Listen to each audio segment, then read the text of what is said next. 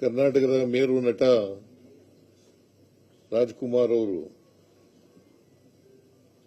ಅಭಿಮಾನಿ ದೇವರು ಅಂತ ಕರೀತಾ ಇದ್ರು.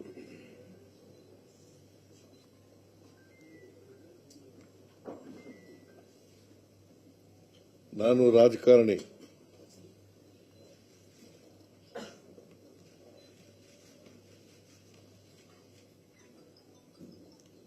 ನಾನು ಸಂವಿಧಾನನೇ ನಮ್ಮ ಧರ್ಮ ಅಂತ ತಿಳ್ಕೊಂಡಿರ್ತಕ್ಕಂಥವನು.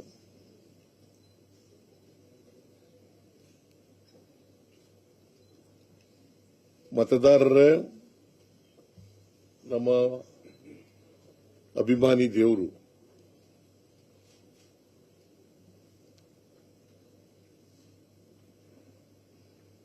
ಕನ್ನಡ ನಾಡಿನ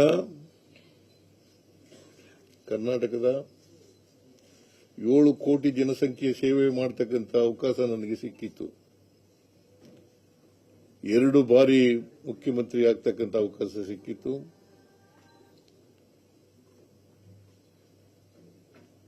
ಎರಡು ಬಾರಿ ವಿರೋಧ ಪಕ್ಷದ ನಾಯಕನಾಗ್ತಕ್ಕಂಥ ಅವಕಾಶ ಸಿಕ್ಕಿತ್ತು.